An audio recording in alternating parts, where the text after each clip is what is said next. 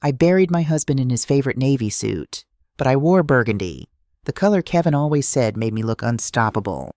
At 58, I'd learned that grief doesn't require surrender. Sometimes it demands strategy. The funeral was everything Kevin would have wanted. Elegant, understated, attended by Chicago's most influential people. St. Catherine's Cathedral held nearly 300 mourners, all of them paying respects to Kevin Davis, the self-made real estate developer who'd built a $47 million empire from a single apartment building renovation 30 years ago. I stood at the receiving line accepting condolences with the grace that 31 years of marriage to a powerful man had taught me. How to smile through pain.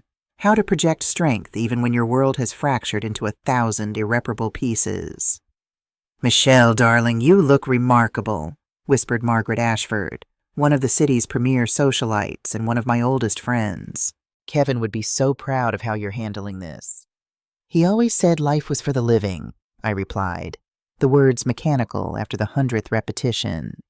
But even as I played the gracious widow, my attention kept drifting to my son Brandon and his wife Sophie, standing near the back of the cathedral, like spectators rather than family.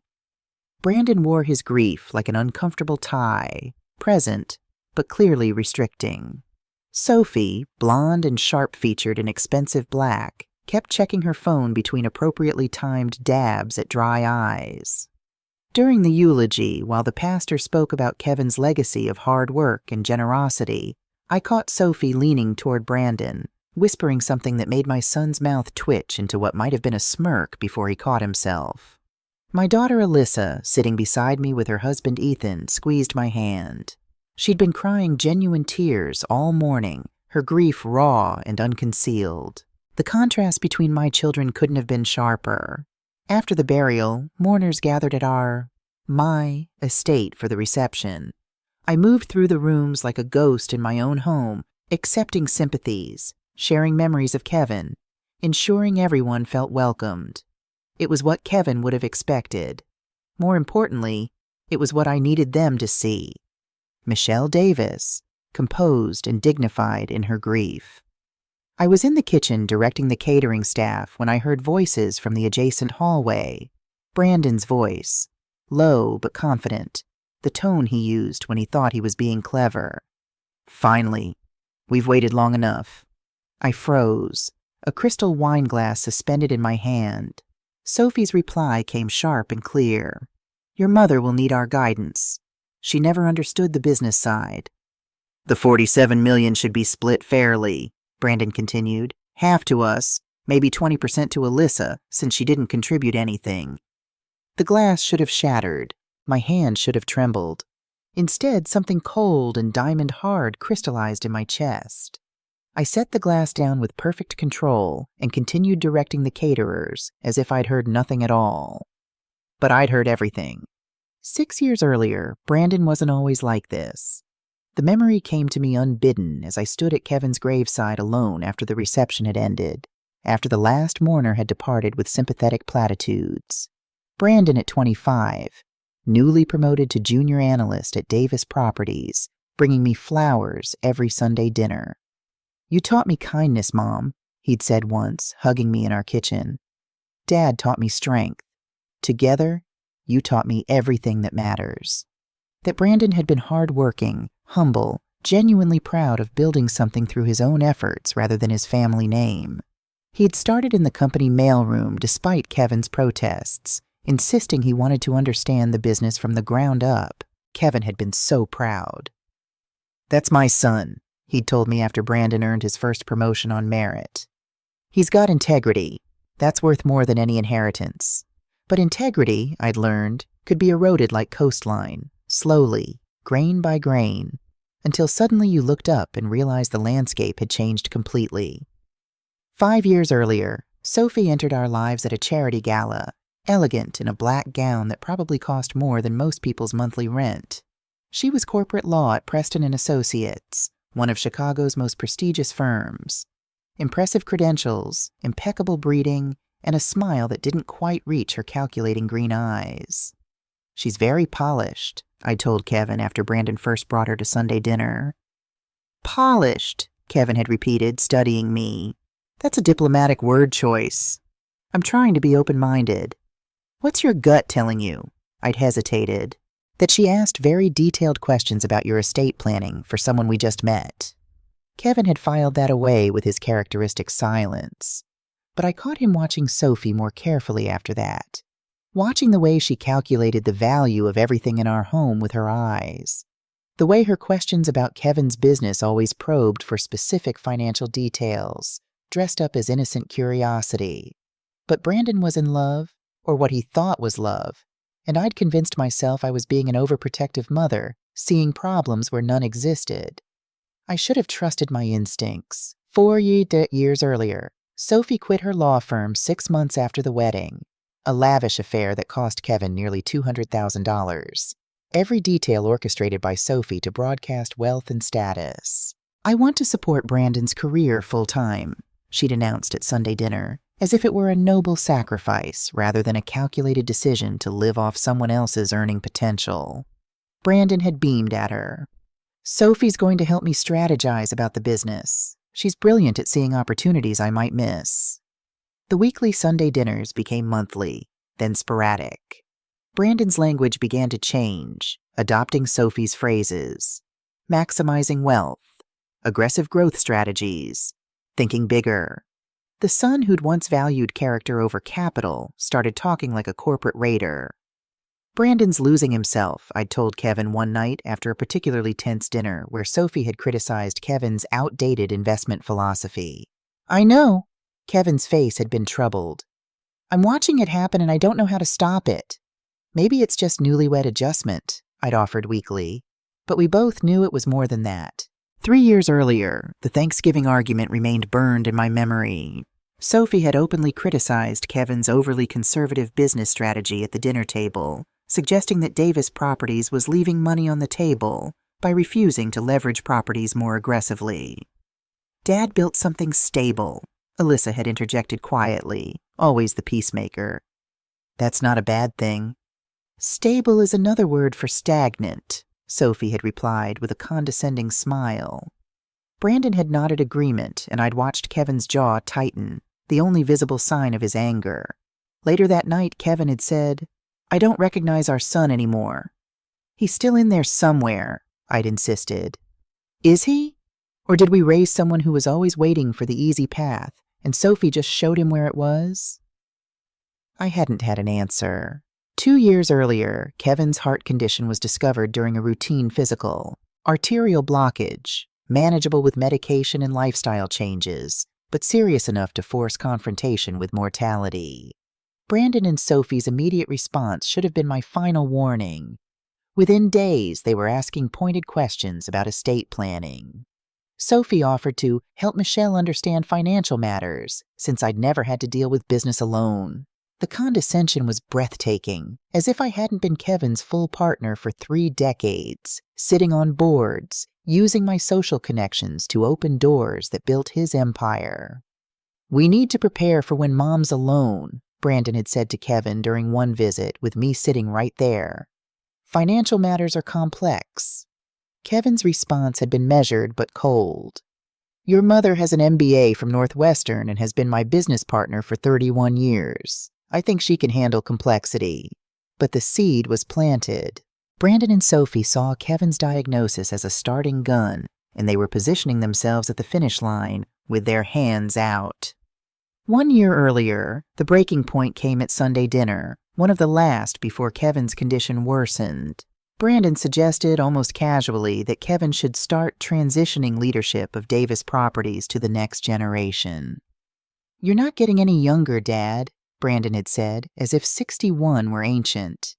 Legacy needs succession planning. Kevin had set down his fork with deliberate care. Are you asking me to retire, Brandon? I'm suggesting we plan for the inevitable. You've built something incredible. I want to make sure it thrives for generations. And you think you're ready for that responsibility? I know I am.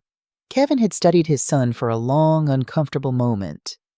I'd seen something shift in his expression, the look of a man reassessing everything he thought he knew. We'll discuss this later, Kevin had said finally. But later, when we were alone, Kevin had turned to me with an expression I'd rarely seen. Profound disappointment. "He's not asking to earn leadership," Kevin had said quietly. "He's demanding to inherit it. There's a difference." 2 weeks later, Kevin called Charles Montgomery, our family attorney. Whatever Kevin set in motion that day, he'd kept it from everyone. Even me. Until now. I stood in Kevin's study the morning after the funeral, surrounded by the photographs and awards that told the story of his remarkable life. On his desk sat a framed photo of Brandon from college graduation, 15 years ago.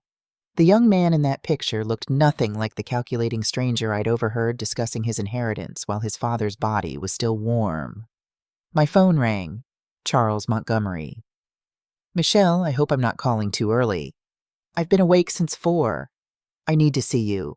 Today, if possible. Kevin left very specific instructions, and the timing is critical." Something in Charles's voice, urgency mixed with something that sounded like anticipation, made my pulse quicken. "When? Can you come to my office at 10? This isn't something we should discuss over the phone." After I hung up, I found an envelope in Kevin's nightstand drawer. My name in his careful handwriting, sealed with a date from 3 months ago. I didn't open it. Not yet. Whatever Kevin had planned, whatever instructions he'd left, I wanted to hear them from Charles first. But standing there in Kevin's study, holding that envelope, I felt the first stirring of something I hadn't experienced since his diagnosis. Anticipation. Brandon and Sophie thought they were in charge now, thought they'd finally claimed what they'd been circling for years. They had no idea what was coming.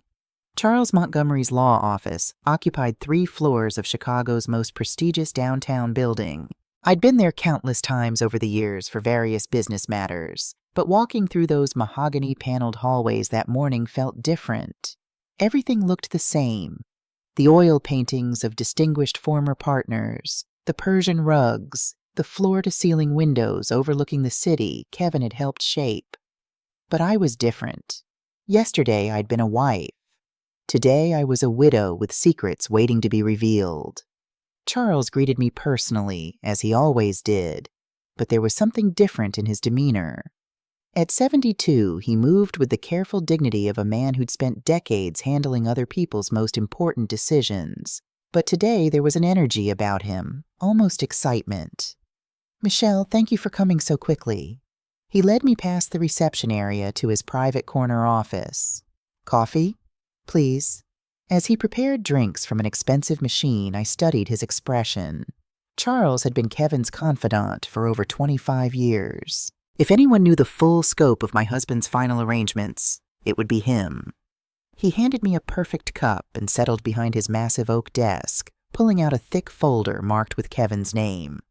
"Michelle, what I'm about to tell you must remain absolutely confidential until the official will reading next Friday." Kevin was very specific about the timing. "Of course." Charles opened the folder. "Kevin came to me 14 months ago with concerns about Brandon's behavior. He'd noticed changes, the way Brandon talked about money, his expectations about inheritance, his attitude toward you." My throat tightened. "He never said anything to me. He didn't want to worry you until he was certain, and he was particularly troubled by Sophie's influence. He believed she was the catalyst for Brandon's transformation, though he acknowledged that perhaps she simply revealed something that was always there." "What did Kevin do?" Charles pulled out several documents. "He asked me to help him create what he called a teaching moment. He wanted to ensure that Brandon learned the difference between earning something and expecting it to be handed to him." He slid a document across the desk. "The will that Brandon believes exists, the one Kevin discussed with him during their business meetings about succession planning, was never Kevin's actual final will." My coffee cup paused halfway to my lips. "What do you mean?" "The document Brandon has heard referenced, the one that would have made him primary heir to Davis Properties and a significant portion of the estate, was essentially a draft, a decoy. Kevin allowed Brandon to believe it was final." "Charles, what did Kevin actually do?" He met my eyes with an expression that was part sympathy, part satisfaction. "Kevin's actual will, the one that will be read next Friday, leaves Brandon exactly $1. The entirety of the estate, all $47 million, the business, the properties, Everything goes to you." The room seemed to tilt. I set down my coffee cup with shaking hands. Brandon will inherit $1? And a letter explaining why. Kevin was very clear about his reasoning. Charles pulled out another folder, even thicker than the first. He documented everything. 18 months of observations, recordings of family dinners and business meetings, financial analysis of Brandon's entitled behavior. All legally obtained, all admissible. Recordings? Kevin began using a recording device after his diagnosis. He captured Brandon saying some very illuminating things about his expectations for the estate and his assumptions about your role in managing it. Charles reached for his laptop. "Would you like to hear one?" I nodded, not trusting my voice. Brandon's voice filled the office, recorded at what sounded like a restaurant. "Once Dad's gone, we'll restructure everything. Mom won't interfere. She doesn't understand modern finance. We'll finally run things properly. Leverage the properties, flip some assets, get aggressive with growth. Dad's too conservative. That's why the estate's only worth $47 million instead of $100. Sophie's voice. "Your mother's generation thinks small. We need to think generational wealth." Brandon. "Exactly. Mom can keep the house and whatever she needs to live comfortably, but the real assets need proper management." Charles stopped the playback. I sat frozen, my husband's betrayal, no, my son's betrayal, echoing in my ears.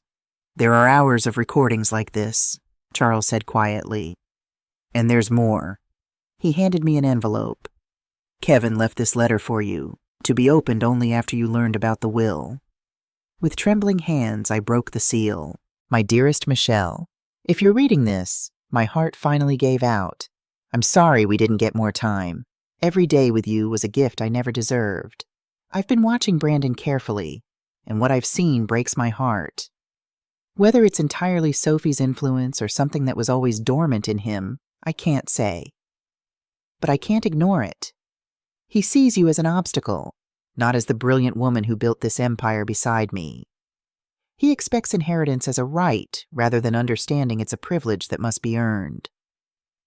I'm leaving everything to you, not to punish Brandon, but to give him something I never received from my father, the opportunity to earn respect through his own efforts. To learn that character matters more than capital, I've set up what I hope will be a definitive teaching moment. Brandon will inherit $1 and a lesson about entitlement versus achievement. What happens after that is entirely your choice. You are brilliant, capable, and stronger than our son gives you credit for. Don't let anyone, not Brandon, not Sophie, not anyone, make you forget your worth. I love you today, tomorrow, and always. Kevin. I read the letter 3 times, tears blurring my vision. Even facing death, Kevin had been thinking about protecting me, ensuring I wouldn't be left vulnerable to our son's greed and entitlement. There's more, Charles said gently. Kevin predicted that Brandon would likely make financial commitments immediately after the funeral, assuming he had access to unlimited resources. He wanted you to observe Brandon for 1 week before the will reading, to let him show you who he really is when he believes he's won. Why? Because Kevin believed, and I agree, that you needed to see the full extent of Brandon's transformation without any doubt. Every assumption he makes, every plan he develops based on wealth he'll never inherit, will make the lesson more definitive. I thought about Brandon's words at the funeral, his casual dismissal of my intelligence, his assumption that I needed his guidance. What happens at the will reading? That depends on how Brandon and Sophie react. If they accept the situation gracefully, demonstrate genuine remorse, you'll have complete discretion about providing support. If they fight it, Charles shrugged. Kevin made sure you'd have the resources and documentation to defend yourself. And the business? Davis Properties is yours completely. Kevin restructured everything over the past 6 months. You're the sole owner, with full authority over management and succession. If Brandon wants to continue in his role, he'll have to answer to you. The implications were staggering. Not only would I inherit everything, but I would have complete control over Brandon's professional future. Charles, this is overwhelming. I know, but Kevin trusted you to handle it. And Michelle? Charles leaned forward. He was right to trust you. You've always been stronger than anyone gave you credit for. I stood, legs unsteady, mind reeling with revelations. 1 week of observation? 1 week. Watch what Brandon does when he thinks he holds all the power. Then decide what kind of lesson he needs to learn. As I left Charles's office, I felt something I hadn't experienced since Kevin's diagnosis. Purpose. For the next week, I would play the helpless widow, and Brandon would reveal exactly who he'd become. Then on Friday, he'd discover that his mother had been playing chess while he was playing checkers. The game had begun. Brandon called at 8 the next morning, his voice carrying that familiar patronizing warmth he'd adopted over the past few years. "Mom, how are you feeling? Did you sleep at all?" "Not much," I admitted truthfully. "The house feels so empty." "That's exactly what Sophie and I were talking about. Listen, we'd like to come over this afternoon. Help you start sorting through some of Dad's things, and maybe we could discuss some practical matters?" Practical matters. Code for, let's talk about money. "That would be wonderful, sweetheart. I've been staring at your father's desk all morning, not knowing where to begin. There are so many papers, so many accounts I don't understand." The relief in Brandon's voice was audible. "Don't worry about any of that. Sophie's really good with financial stuff. She can help you make sense of everything." The irony was delicious. Sophie, who hadn't worked in 4 years, was going to help me. The woman with an MBA from Northwestern who'd been Kevin's business partner for 3 decades, understand finances. That's so thoughtful. I honestly don't know what I'd do without you both. "You'll never have to find out, Mom. We're family." After hanging up, I spent an hour carefully arranging Kevin's study to look like I'd attempted to organize his papers but had become overwhelmed. Documents scattered across his desk, file drawers half open, a box of tissues prominently placed. The scene needed to suggest a woman who'd tried to tackle her husband's affairs, but quickly realized she was in over her head. Brandon and Sophie arrived at 2 o'clock sharp, both dressed casually but expensively. Brandon wore a cashmere sweater I'd given him 2 Christmases ago. Sophie looked like she was heading to a country club luncheon in designer jeans and a silk blouse that probably cost more than most people's weekly grocery budget. "Mom, you look exhausted." Brandon embraced me, and for a moment, just a moment, I remembered the son who used to hug me like he meant it. "Are you eating enough?" "Not really. Food doesn't seem to matter much right now." Sophie's eyes were already scanning the room, cataloging, calculating. "Oh, Michelle, you shouldn't be dealing with all this alone." She gestured toward Kevin's study. "Financial matters can be so overwhelming, especially when you're grieving." I let my shoulders sag slightly. "I tried to start going through his papers this morning, but it's all so complicated. Your father handled everything." "Well, that's why we're here." Brandon was already moving toward the study, his fingers hovering over the deliberately chaotic paperwork. "Dad always said family takes care of family." I followed them, watching as their eyes swept over the scene I'd created. Brandon went straight to the desk, examining the financial statements I'd strategically placed on top. "Mom, have you talked to Charles Montgomery yet? About the will?" "Briefly. He said we'd meet next week to go over everything formally." I twisted my hands together, the picture of anxiety. "But Brandon, I'm so worried. I don't know what I'm going to do. Your father never really explained the business side of things to me." The relief on their faces was almost comical. Sophie actually smiled before catching herself and rearranging her expression into appropriate concern. "You won't be alone," Sophie said, settling into the chair across from Kevin's desk as if she belonged there. "We'll help you figure everything out." "Do you really think you could? I mean, I know you're both so busy with your own lives." "Mom, we're talking about family legacy here." Brandon picked up one of the financial statements, his eyes sharp with interest. "Dad built something incredible, and we need to make sure it's protected." "Protected from what?" Brandon exchanged a glance with Sophie before answering. "Well, from bad decisions. From people who might try to take advantage of your grief. From complications." "What kind of complications?" "Estate taxes, business management, investment decisions," Sophie said smoothly. There are a lot of vultures out there who prey on widows, especially wealthy ones. You need people you can trust to guide you. People like us, Brandon added. We know Dad's business. We understand the family finances, and we love you. Who better to help you navigate all of this? I let my expression soften with apparent relief. I've been so worried about making the wrong choices. Your father always said I was too trusting, that I needed to be more careful. Dad was right about that, Sophie said. But that's why you have Eric and me. We'll make sure no one takes advantage of you. The casual way she included herself in my family, as if she had any claim to Kevin's legacy beyond her marriage certificate, was breathtaking in its audacity. I can't tell you how much better I feel knowing you'll help me.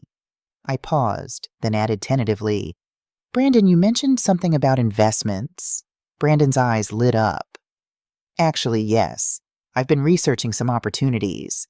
High-yield investments that could significantly multiply Dad's wealth. Once we understand the full scope of the estate, there are some really exciting possibilities. Like what? Well, there's a luxury real estate development in Miami, high-end condos in an emerging market. The projected returns are incredible. We could potentially double our investment in just 3 to 5 years. Double it? That sounds wonderful, but also terrifying. What if something goes wrong? Nothing's going to go wrong, Mom. I have inside connections to this deal. These aren't random investments. They're carefully researched opportunities. Sophie leaned forward. Michelle, Eric has incredible business instincts. He's been planning these moves for months. For months. While Kevin was dying, Brandon was planning how to spend his inheritance. Well, I suppose if you really think it's wise, trust me, Mom, Dad would want us to be aggressive about growing his legacy, not just sitting on it. We spent the next 2 hours with Brandon and Sophie walking me through their various investment ideas, each more expensive and ambitious than the last. A restaurant franchise requiring $8 million in startup capital. A tech company revolutionizing social media that needed $5 million to secure equity. A warehouse conversion project worth $2.8 million. By the end of the afternoon, they had theoretically spent over $15 million of what they thought was their inheritance. This is all so exciting, I said as they prepared to leave. I never realized there were so many opportunities out there. That's because Dad was conservative in his thinking, Brandon said. He did great for his generation, but our generation understands different strategies for wealth building. I'm just grateful you're willing to take this on. I don't know what I would have done without you. You'll never have to find out, Sophie said, leaning down to embrace me. We're going to take such good care of you and the estate. After they left, I poured myself a glass of Kevin's best scotch and sat in his study, laughing until tears ran down my cheeks. In 3 hours, my son and his wife had revealed themselves completely. They saw me as a helpless, bumbling widow who needed their superior guidance. Meanwhile, they were planning to gamble away a significant portion of the inheritance on risky investments and luxury purchases. The beautiful irony was that while they thought they were protecting the estate from my poor judgment, they were actually revealing their own complete lack of wisdom and restraint. The rest of the week followed a predictable pattern. Brandon called daily with updates on his investment plans, each conversation revealing new layers of his entitlement and financial recklessness. On Tuesday, he mentioned he'd already reserved spots in the Miami real estate development and the restaurant franchise, putting down deposits he described as just holding our place in line. How much were the deposits? I'd asked carefully. Only about $50,000 total. Nothing major in the scope of Dad's estate. $50,000. Money Brandon didn't actually have access to yet, spent on investments that existed only in his imagination. Wednesday brought a visit from Sophie, ostensibly to check on me, but actually to show me iPad presentations of their investment portfolio. She'd clearly been working on this for days, perhaps weeks. Slick graphics, projected returns, testimonials from satisfied investors. We're talking about $12 million in initial investments, Sophie had said, her eyes gleaming. But the potential returns could triple the estate value in 3 years. Where would you get $12 million? Sophie had laughed, the sound sharp and condescending. Michelle, that's less than a quarter of the estate value. It's a reasonable investment for someone with Kevin's level of wealth. On Thursday, I had lunch with Margaret Ashford at her country club. Over Caesar salads and white wine, Margaret shared some interesting gossip. Darling, I hope this doesn't upset you, but I thought you should know. Sophie's been telling people that you're overwhelmed and out of your depth with Kevin's business affairs. Has she? She's positioning herself and Brandon as the responsible adults stepping in to manage things. A few of us are concerned. Concerned how? Margaret chose her words carefully. Brandon's always been ambitious, but lately there's something different, more aggressive. Sophie mentioned at Bridge last week that they're planning some major investments immediately, multiple millions. It seems hasty. I'd planted the seeds I needed. By Friday, word would spread through our social circle that Brandon was making risky financial commitments with unseemly haste after his father's death. Friday morning brought the most revealing development. Brandon called, barely containing his excitement. Mom, incredible news. The restaurant franchise people called. They're so impressed with our financial profile that they want to fast-track our application. They're offering us 3 locations instead of 1. 3? That sounds like a lot. The investment would be larger, $8 million total, but the revenue potential is enormous. We're talking about building a regional empire. Our empire. Not his investment, but ours. Brandon was already thinking of himself as the family patriarch, making decisions that would affect the entire estate. I suppose if you're certain, I am certain. In fact, Sophie and I are meeting with their corporate team Monday to sign preliminary agreements. Monday? That seems very fast. That's how these opportunities work, Mom. You have to be decisive. Dad understood that. It's how he built his fortune. The revisionist history was stunning. Kevin had built his fortune through careful planning, conservative investments, and methodical expansion over decades. Brandon was describing the exact opposite approach and attributing it to his father. Well, I trust your judgment, sweetheart. There was a pause. Then Brandon's voice shifted to a more serious tone. Mom, there's something else Sophie and I have been talking about. We think it might be time for you to consider simplifying your living situation. Simplifying? The house is so big for just one person. The maintenance costs must be enormous. We were thinking you might be happier in a nice condo somewhere. Maybe that new luxury development downtown. Much more manageable for someone in your position. Someone in my position. A widow who needed her son's guidance because she was incapable of managing a large home or significant wealth on her own. I hadn't really thought about moving. This is my home. You don't have to decide anything right away, but the real estate market is hot right now, and the house would probably sell quickly for top dollar. The proceeds could fund some of our larger investment opportunities. The proceeds from selling my house, the home Kevin and I had built together, filled with 30 years of memories, would fund Brandon's get-rich-quick schemes. I'll think about it. Take your time. But Mom, Sophie found this great realtor who specializes in luxury properties. She could come by next week just to give us an idea of the house's value. No commitment, just information. After hanging up, I called Charles immediately. Brandon just suggested I sell my house to fund his investment schemes, and he's signing preliminary agreements Monday for an $8 million restaurant franchise. Interesting. He's moving faster than Kevin anticipated. Charles, can he actually access estate funds to cover these commitments? Not until the will is probated and inheritance is officially transferred. Every dollar he's planning to spend exists only in his imagination. Then how is he planning to cover the deposits and agreements? Either he's using personal funds, which are limited, or he's making promises based on money he expects to inherit, but doesn't legally have yet. What happens if he signs agreements he can't honor? Breach of contract lawsuits, damage to his credit, and potentially fraud charges if he misrepresented his financial situation. The magnitude of Brandon's potential mistake was staggering. He was so confident about his inheritance that he was making commitments that could destroy him financially. That afternoon, I did something I hadn't done since Kevin's diagnosis. I called my daughter. Alyssa, do you have time to talk? Always, Mom. How are you holding up? Some days are better than others. Can you come over? I need your perspective on something." An hour later, Alyssa sat in my living room, her dark hair pulled back, her expression open and concerned. Next to Brandon's calculating ambition, her genuine warmth felt like sunlight. "What's going on, Mom?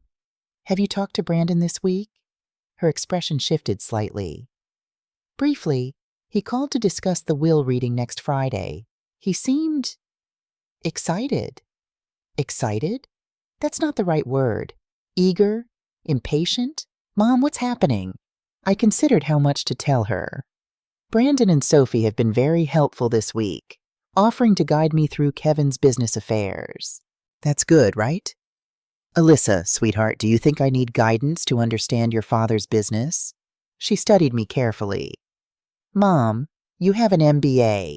You've been Dad's partner for 30 years. You probably understand the business better than Brandon does. Then why would he and Sophie treat me like I'm incompetent?" Alyssa was quiet for a long moment. "Because it serves their purposes to see you that way. If you're helpless, they're necessary. If you're capable, they're optional. When did my son become someone who needs me to be helpless? I think it started when he married Sophie. Or maybe she just gave him permission to be someone he always wanted to be." Alyssa reached for my hand. "Mom, what's really going on?" "Your father left some surprises in his will, and I think Brandon is about to learn some difficult lessons about entitlement and consequences." "Good," Alyssa said firmly. "He needs to learn them." I dressed carefully for the occasion. A black Armani suit that was elegant without being ostentatious, Kevin's wedding ring on a chain around my neck, minimal jewelry. I wanted to look dignified but vulnerable, a woman still processing grief while relying on others to guide her through complex legal matters.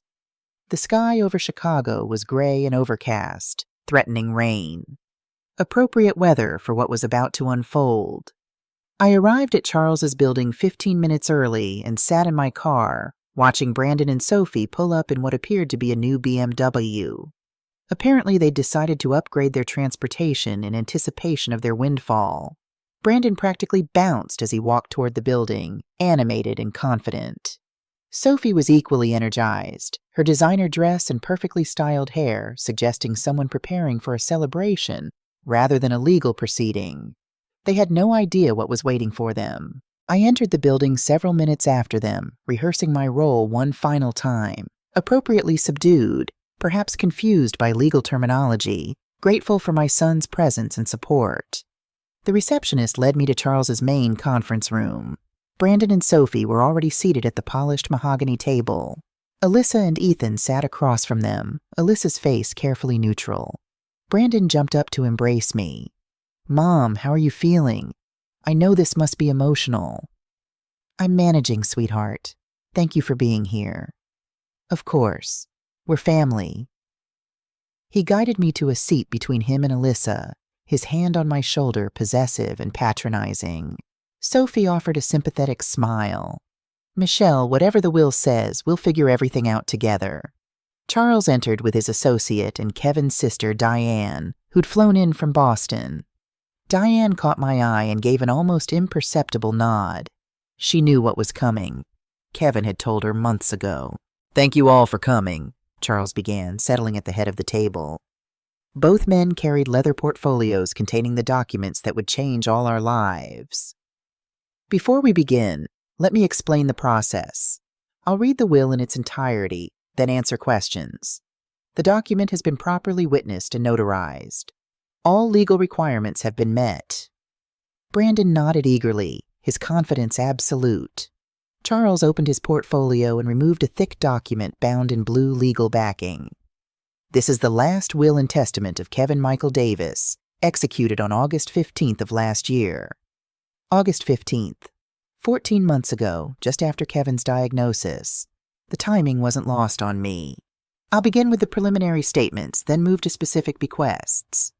Brandon leaned forward, his attention laser-focused on Charles's words. "I, Kevin Michael Davis, being of sound mind and body, do hereby make this my final will and testament, revoking all previous wills and codicils."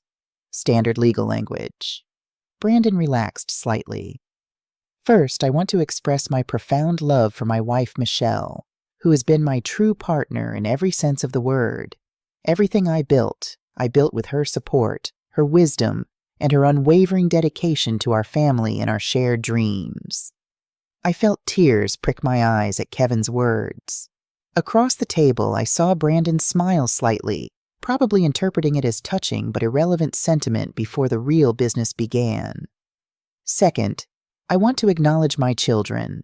To my daughter Alyssa, who has shown me what it means to build a meaningful life focused on service rather than wealth, who has never asked for anything beyond love and support. Alyssa's eyes filled with tears. Ethan squeezed her hand. And to my son Brandon, who has shown me much about the difference between earning something and expecting it, between building a legacy and inheriting one. Brandon's smile faltered slightly at the subtle edge in those words, but he maintained his confident posture. Charles continued reading through the preliminary statements. Kevin's gratitude to friends and colleagues, his wishes for a simple burial, his pride in what he'd accomplished. Then Charles paused, took a breath, and looked directly at Brandon. Now the specific bequests. The room went absolutely silent. To my beloved wife, Michelle Davis, I leave the entirety of my estate, including but not limited to all real property, all business interests in Davis properties and subsidiary companies, all investment accounts and portfolios, all personal property, and all liquid assets. The words hung in the air like a thunderclap. Brandon's face went blank with confusion. Sophie's mouth opened slightly in shock. This includes full ownership of Davis properties with complete operational authority, the family residence and all vacation properties, all vehicles, all art and collectibles, and all bank accounts, retirement funds, and investment holdings. Wait, Brandon's voice cracked. What's left for? I'm not finished, Charles said firmly. To my son Brandon Davis, I leave the sum of $1 to be paid from petty cash. The silence that followed was deafening. Sophie's face cycled through confusion, shock, and dawning horror. Brandon stared at Charles as if he'd spoken in a foreign language. $1? Brandon's voice was barely a whisper. That's not possible. Dad promised me. We discussed succession planning. He said, "There's more," Charles interrupted and continued reading. I make this bequest to Brandon not from cruelty, but from love. For 2 years, I have watched my son demonstrate that he values inheritance over achievement, entitlement over effort, and wealth over wisdom. I have seen him treat his mother, my beloved partner, with disrespect and condescension, assuming that her grief would make her vulnerable to manipulation. Brandon shot to his feet. This is insane. He can't have written this. Someone influenced him. Someone changed his mind. He turned to me, his eyes desperate. Mom, you have to contest this. This isn't what Dad wanted. This isn't— Sit down, Brandon, Diane said sharply, her retired judge's authority cutting through his panic. Let Charles finish reading your father's words. Brandon sank back into his chair, his face pale, his hands shaking. I leave Brandon $1 as a reminder that love must be earned, respect must be demonstrated, and family loyalty is a two-way street. If my son wishes to build wealth, he can do so as I did, through hard work, smart decisions, and personal sacrifice rather than inheritance and entitlement. Charles set down the will and picked up another document. Kevin anticipated that this will might be contested. He prepared extensive documentation to support his decision. What kind of documentation? Sophie's voice was sharp with barely controlled panic. Recordings of conversations where Brandon discussed his inheritance expectations. Copies of financial commitments made in anticipation of wealth he didn't legally possess. Testimony from multiple witnesses about his treatment of Michelle during Kevin's illness and after his death. And a complete psychological evaluation proving Kevin was of sound mind when he executed this will.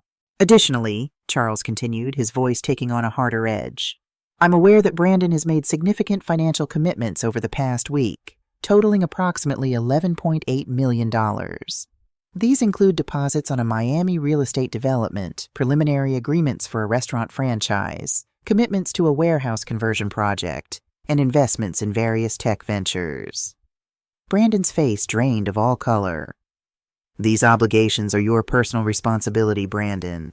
You misrepresented your financial status to secure these opportunities. You face potential breach of contract lawsuits and possible fraud charges. Mom, Brandon turned to me, his voice raw with desperation. You can fix this. You inherited everything. You can give me what Dad should have left me. You can make this right. This was the moment I'd been dreading and anticipating. My son was looking at me with the expectation that maternal love would override judgment and justice. I looked at Brandon, this man who had dismissed my intelligence, planned to sell my home without my consent, committed fraud by misrepresenting his financial situation, and treated me like an incompetent child who needed his guidance. I thought about Kevin's letter, about the choice between mercy and enabling. Brandon, I said quietly, my voice steady despite the tears threatening to fall. Your father's will reflects his assessment of your character and your recent behavior.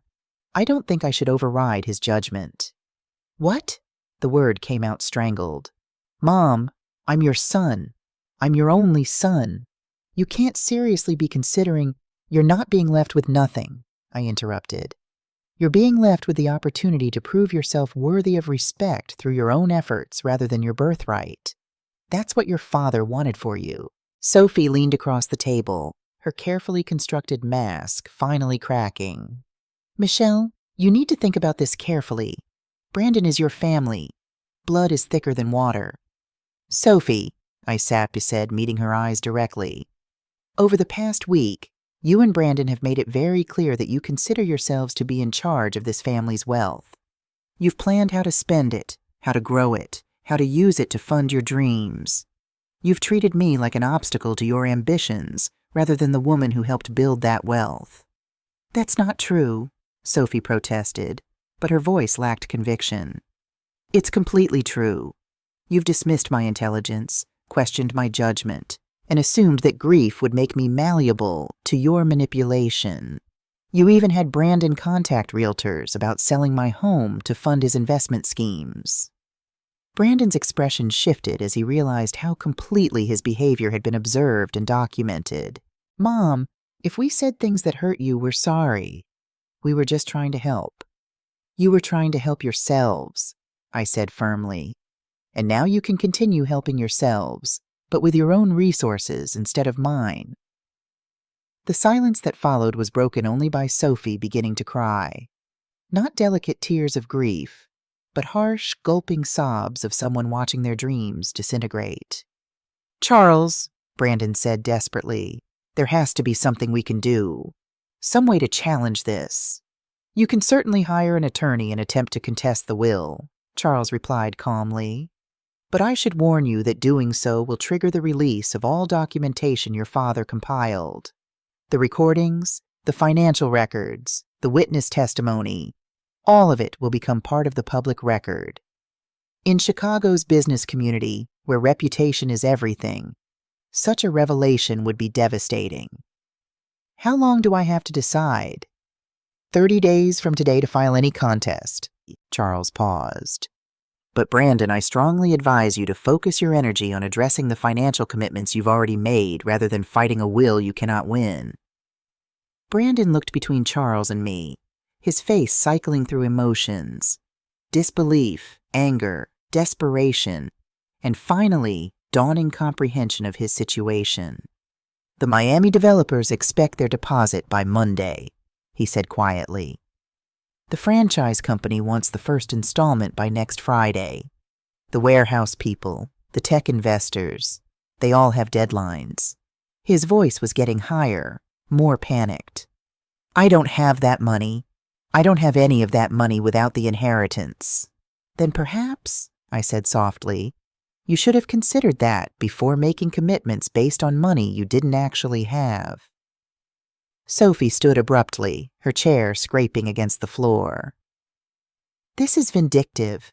You're destroying Brandon's life because of some twisted loyalty to a dead man's grudge.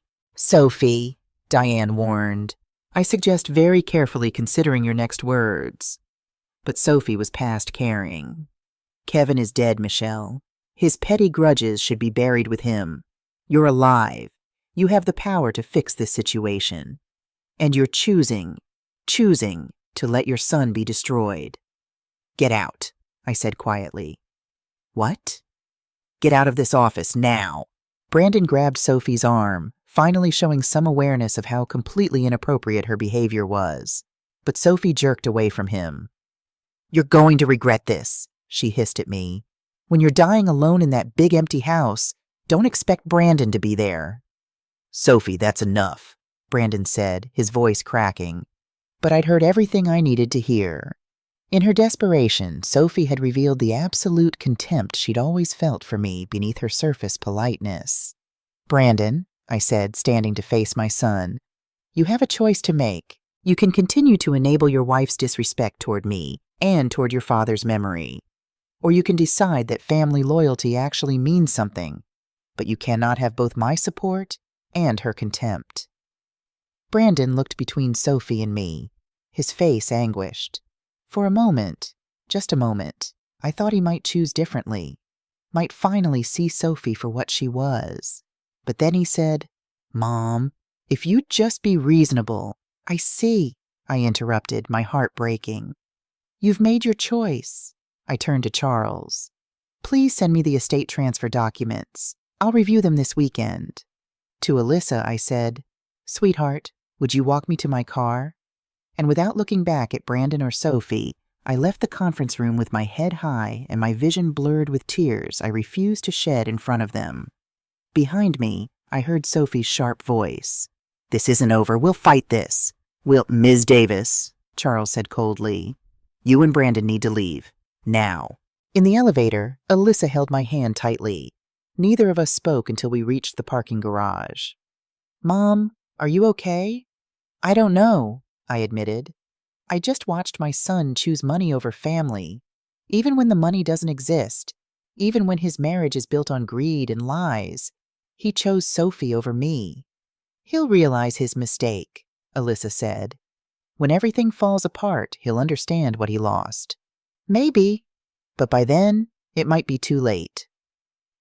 I drove home through the gray Chicago afternoon, Kevin's words echoing in my mind. What happens next is entirely your choice. I'd made my choice. Now Brandon would have to live with his. I learned about Brandon's disintegration through carefully maintained social connections. Margaret Ashford, Eleanor Richardson, and other friends became my unwitting intelligence network, sharing news with the concern of people who assumed I was being kept informed by my son. I wasn't. Brandon had called exactly twice since the will reading, both times demanding that I fix this situation before his life was completely destroyed.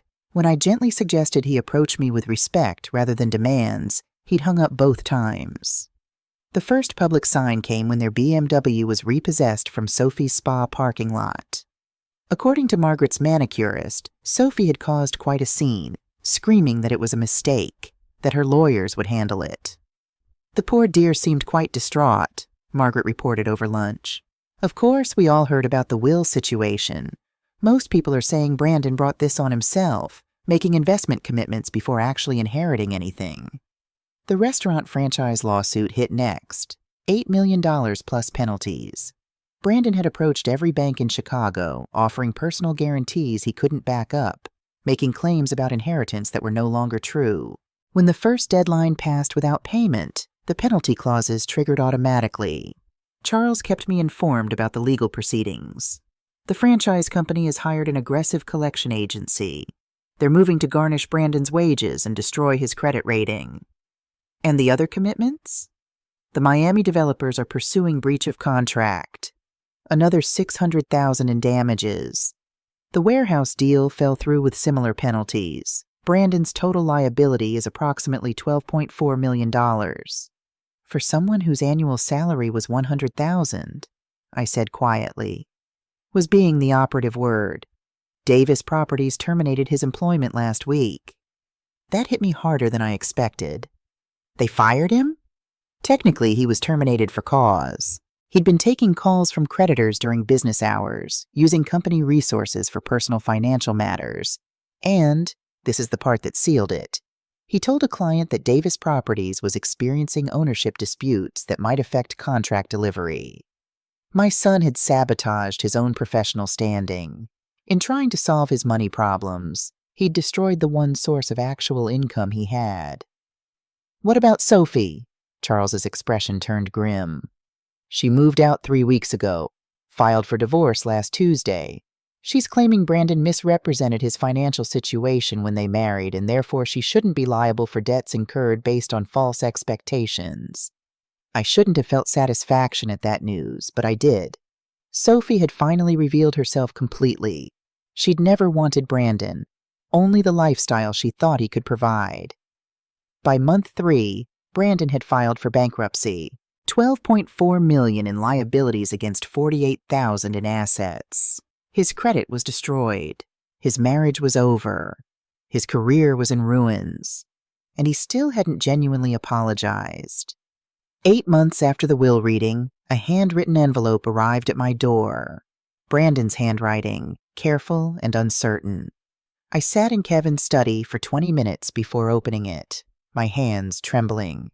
"Dear Mom, I know I have no right to contact you after everything I did. I'm not writing to ask for help or money. I'm writing because I finally understand. Losing everything Dad built, losing my marriage, losing my reputation. I blamed everyone but myself. I blamed you for being vindictive. I blamed Dad for being unfair. I blamed Sophie for abandoning me. But the truth is, I did this to myself. I forgot what you and Dad taught me. That respect is earned. That character matters more than wealth. That family means putting love above selfishness. I treated you like an obstacle instead of the woman who raised me with more love than I deserved. I let Sophie disrespect you and Dad's memory because it was easier than standing up to her. I made financial commitments based on money I didn't have because I felt entitled to Dad's success without having to earn it. I don't expect forgiveness. I don't expect anything. I just wanted you to know that the lesson isn't wasted. I'm starting to understand what Dad was trying to teach me. I've moved to Denver. An old college friend offered me construction work. I'm starting at the bottom, learning what it means to earn every dollar instead of expecting it to be handed to me. I'm sorry, Mom, for everything. Love, Brandon. I read the letter 3 times, tears streaming down my face. Then I called Charles. "What do you think?" I asked. "Is it genuine?" "Only time will tell. But Michelle, the fact that he moved to Denver without asking for your help, that's significant. He's not seeking rescue.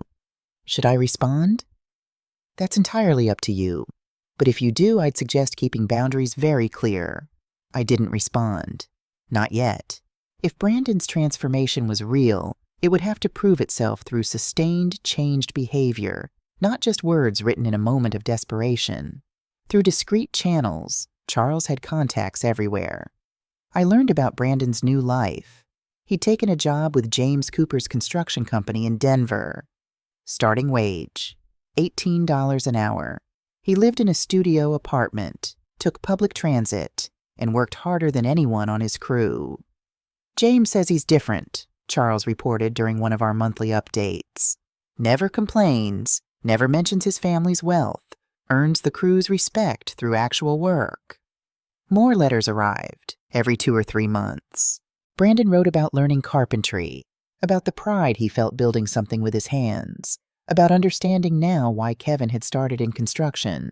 He wrote about beginning voluntary restitution payments to the franchise company, $200 a month, not legally required after bankruptcy, but something he felt compelled to do.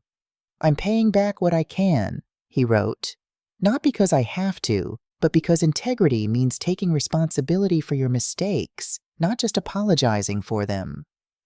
Meanwhile, I was building my own new life. I traveled extensively: Paris, Tokyo, the Mediterranean. I took art history classes, learned photography, discovered parts of myself that had been buried under decades of being someone's wife and someone's mother. Dr. Patricia Wallace, my therapist, asked during one session, "How do you feel about Brandon's situation?" "Guilty, relieved, heartbroken, vindicated. I feel everything." "Do you regret the decision?" I thought carefully. "I regret that it was necessary. But no, I don't regret making it." Brandon was promoted to project manager. His crew was building affordable housing developments, homes for families who couldn't otherwise afford decent shelter. His latest letter included a newspaper clipping. Local Builder Wins Award for innovative cost-saving methods in affordable housing. Mom, I'm sending you something I'm proud of, not because I want praise, but because I finally understand what pride in achievement means. This project will house 40 families. For the first time in my life, I'm building something that matters more than my bank account. I completed my voluntary restitution to the franchise company last month. $1,800 over 2 years. It's not enough to undo the damage I caused, but it's a start. I'm not writing to ask for forgiveness or reconciliation. I know I destroyed your trust. I'm writing because I wanted you to know that your son, the one you raised with love and values, is still here. I just had to lose everything to find him again. I love you, Mom. Whether or not you can ever love me again, I understand. Brandon, I called Alyssa that night. Have you heard from Brandon? He calls every few weeks. We're rebuilding something. It's slow, but it's real. She paused. Mom, I think he's genuinely changed. How can you be sure? Because he never asks about the money, never asks about Davis Properties or the estate. He just wants to talk about his work, his life, how I'm doing. He asks about you all the time. What do you tell him? That you're thriving, that you're happy, that maybe someday, her voice trailed off. Someday what? Someday you might be ready to hear his apology in person. The call came from an unexpected source. Robert Hayes, a business rival who'd respected Kevin. Michelle, I hope this isn't overstepping, but I wanted you to know something about your son. My heart clenched. What about Brandon? I'm on the board of the National Affordable Housing Coalition. Brandon applied for a major grant, $2.3 million for a low-income development in underserved neighborhoods. I see. Michelle, he didn't mention his family connections, didn't try to leverage your name or wealth or his father's reputation. He earned the grant entirely on merit. His proposal was the best we received from 40 applicants. I couldn't speak. I knew Kevin, Robert continued. He'd be proud of the man Brandon's becoming. I thought you should know. After hanging up, I sat in Kevin's study, my study now, and cried. Not from grief, but from something that felt dangerously close to hope. Independent validation from someone with no agenda. Brandon had succeeded without using his family name, without shortcuts, without entitlement. I picked up the phone and dialed before I could second-guess myself. Brandon Davis? It's Mom. Silence. Then his voice cracking. Mom, I'd like to see you, if you're willing to come to Chicago. Yes, of course, whenever you want. Next weekend? Saturday morning? I'll be there. We met at a small coffee shop in Lincoln Park, neutral territory. I arrived 15 minutes early, my heart pounding, hands shaking as I ordered tea I wouldn't drink. Brandon walked in at exactly 10 a.m. I barely recognized him. He wore simple jeans, work boots, a flannel shirt, clothes worn from actual labor. His hands were weathered and calloused. His face was leaner, older, marked by 3 years of genuine hardship. But his eyes were different, clearer. No calculation, no entitlement, just nervous hope. Mom, he sat down across from me, his movements careful, as if afraid I might bolt. Thank you for agreeing to see me. You look different, I said. A small sad smile. I am different. I had to lose everything to find out who I actually am. We sat in silence for a long moment. I studied this man who was my son but also a stranger, looking for signs of manipulation, for the entitled Brandon who'd dismissed my intelligence and planned to liquidate my life. But I only saw someone who'd been broken and had reassembled himself into something potentially better. Robert Hayes called me, I said finally. Brandon looked surprised. I didn't ask him to. I know. That's why it mattered. More silence. Both of us emotional, neither quite ready to bridge the 3-year gap. Mom, I need to say something, and I need you to let me finish. I nodded. I'm not here to ask you to restore my inheritance or give me a job or provide any financial help. I'm not here because I think I deserve anything from you." "Then why are you here?" His voice broke. "Because 3 years ago, I told myself that wealth mattered more than family. And I need you to know that I was wrong. I need you to know that losing your respect was worse than losing everything else combined." My tears started falling. "Brandon, you broke my heart. You treated me like an obstacle. You let Sophie disrespect me and your father's memory. You chose money over love, even money that didn't exist." "I know, and I'll spend the rest of my life trying to make that right. Not with money or grand gestures, just by being the son you and Dad tried to raise." "What do you want from me?" The question that mattered most. Brandon met my eyes, and I saw only honesty.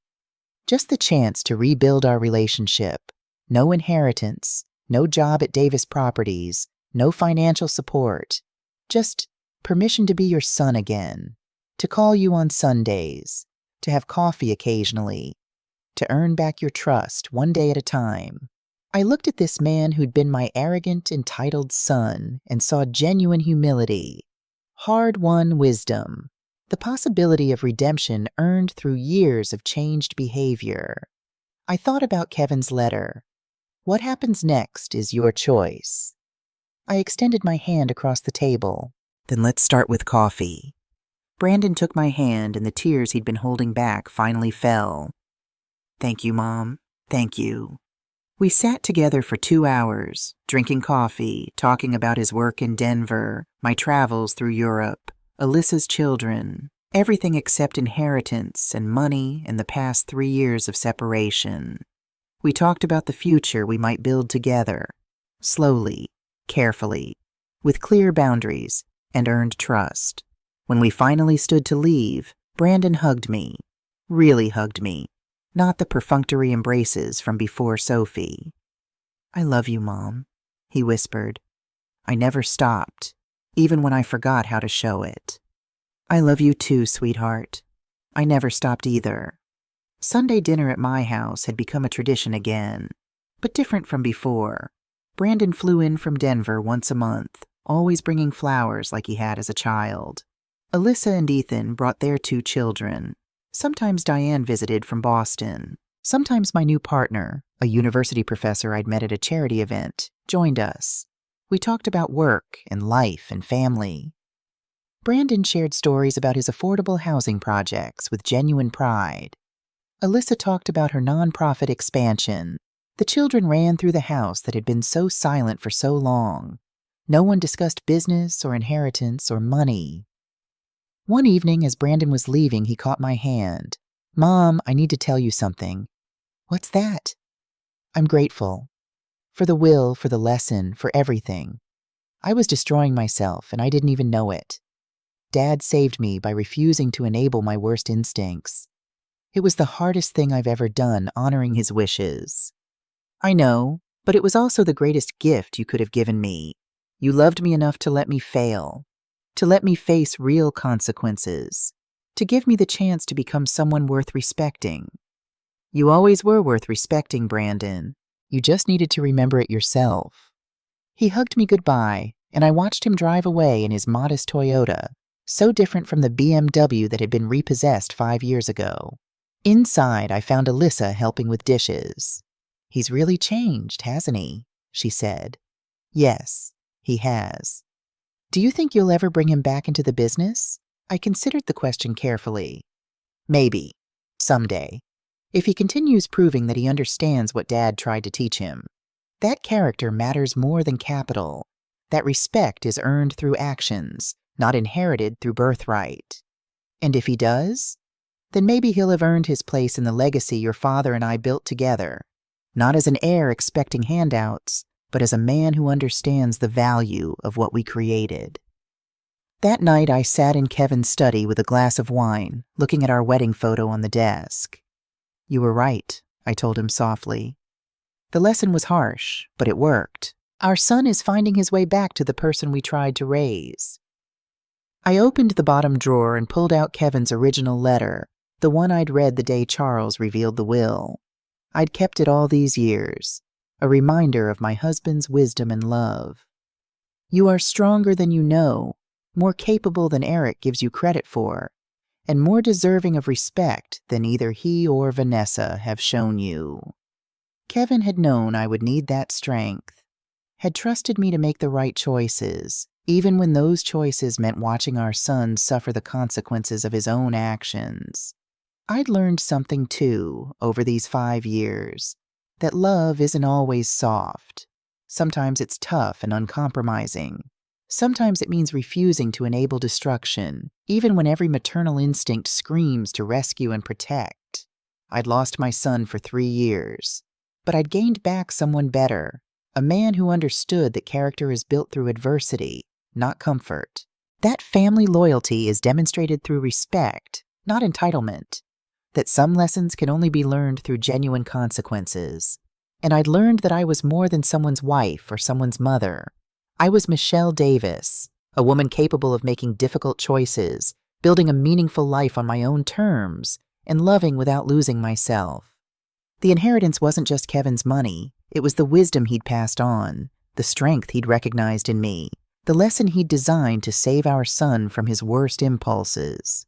And in the end, that inheritance, the one that really mattered, had been passed on successfully to all of us.